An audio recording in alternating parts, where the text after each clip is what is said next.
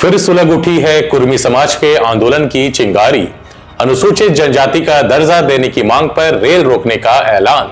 राजनीतिक से ज्यादा सामाजिक ताने बाने पर असर डालेगा आंदोलन। झारखंड ही नहीं बंगाल और उड़ीसा में भी पड़ेगा आंदोलन का असर। नमस्कार, आजाद सिपाही के खबर विशेष में आपका स्वागत है। मैं हूं राहुल सिंह। झारखंड के सबसे बड़े और प्रभावी कुर्मी समाज के लोग एक बार फिर आर पार के मूड में हैं। इसके लिए वे 20 सितंबर से फिर से रेल टेका यानी रेल रोको आंदोलन शुरू करेंगे। इसके तहत झारखंड, पश्चिम बंगाल और उड़ीसा में 100 स्टेशनों पर रेलवे का परिचालन ठप कराया जाएगा। दरअसल यह समाज लंबे समय से अपने को अनुसूचित जनजाति में शामिल करने की मांग कर रहा है। इसके पीछे की वजह इस समुदाय के लोग बताते हैं कि वे ब्रिटिश राज में 1931 की सूची में अनुसूचित जनजाति के रूप में शामिल थे। 1950 तक वे अनुसूचित जनजाति के रूप में जाने जाते थे, लेकिन इसके बाद उन्हें इस श्रेणी से हटाकर ओबीसी में शामिल कर दिया गया।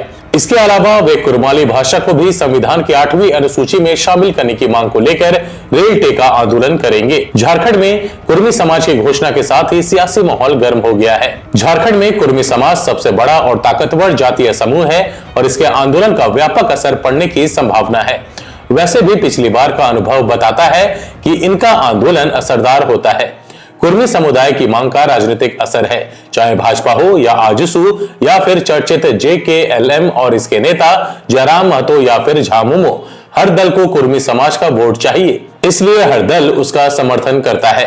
क्या है कुर्मी समाज की मांग और इसका सियासी असर, आइए जानते हैं आजाद सिपाही के विशेष संवाददाता राकेश सिंह की रिपोर्ट से। झारखंड का सबसे बड़ा, ताकतवर और प्रभावशाली कुर्मी समाज एक बार फिर आंदोलित हो उठा है। इस समाज ने 20 सितंबर से झारखंड के अलावा पश्चिम बंगाल और उड़ीसा के 100 स्टेशनों पर रेल रोको आंदोलन शुरू करने का ऐलान किया है। इस समाज की मांग इसे अनुसूचित जनजाति का दर्जा देने और कुरमाली भाषा को संविधान की 8वीं अनुसूची में शामिल करने की है। कुर्मी समाज के इस आंदोलन ने झारखंड में नई सियासी हलचल पैदा कर दी है, क्योंकि झारखंड की राजनीति में कुर्मी समाज का अपना महत्व है। यही कारण है कि नवंबर में हुए विधानसभा चुनाव में हेमंत सोरेन की सत्ता वापसी के कारणों में कुर्मी आरक्षण प्रमुख रहा।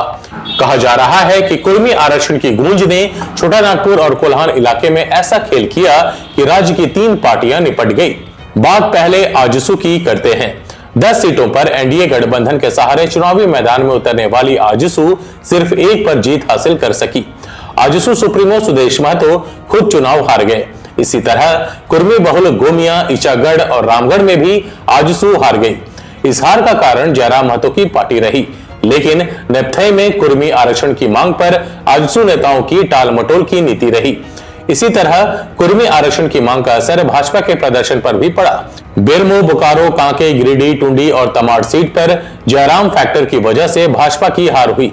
वैसे जयराम महतो भले कुर्मी आरक्षण के मुद्दे पर मुखर थे, लेकिन उनकी पार्टी का भी प्रदर्शन अच्छा नहीं रहा। जयराम खुद 2 सीटों से चुनाव मैदान में उतरे थे, लेकिन एक ही जीत पाए। जयराम महतो की पार्टी ने कुल 71 उम्मीदवार उतारे थे, लेकिन 1-2 को छोड़कर बाकी दूसरे नंबर पर भी नहीं रहे। आदिवासी संगठनों की बढ़ सकती है नाराजगी। दूसरी तरफ आदिवासियों के संगठन कुर्मी जाति की इस मांग पर विरोध जता रहे हैं। आदिवासी संगठनों का कहना है कि कुर्मियों को एसटी का दर्जा देने की मांग आदिवासियों के अस्तित्व पर हमला है। ऐसी स्थिति में कुर्मी आंदोलन से एक बार फिर आदिवासी संगठनों की भी नाराजगी बढ़ सकती है। अप्रैल में झारखंड, बंगाल के कई स्टेशनों पर दिया गया था धरना। सितंबर और अप्रैल 2023 में भी कुर्मी संगठनों के हजारों लोगों ने लगातार 5 दिन झारखंड और बंगाल में कई स्टेशनों पर धरना दिया था। इस आंदोलन की वजह से दोनों बार रेलवे को करीब 250 ट्रेनें रद्द करनी पड़ी। हावड़ा मुंबई रूट सबसे ज्यादा प्रभावित हुआ था। NH49 भी कई दिनों तक जाम रहा था और सैकड़ों गाड़ियां जहां की तहां फंस गई थी। झारखंड के अलावा बंगाल और उड़ीसा में भी आंदोलन।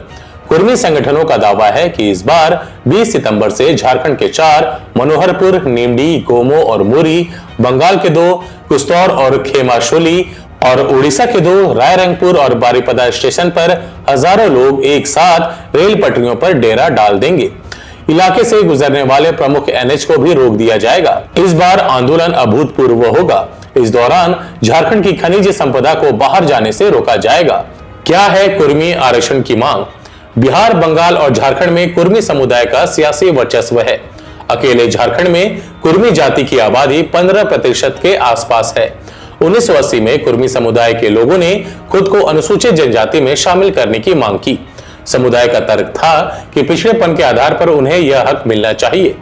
झारखंड और बंगाल के कई हिस्सों में इसको लेकर आंदोलन हुए। उस वक्त झारखंड में विनोद बिहारी महतो कुर्मी समुदाय का नेतृत्व करते थे। धीरे धीरे कुर्मी समुदाय के मुद्दों को आजसू ने उठाना शुरू किया।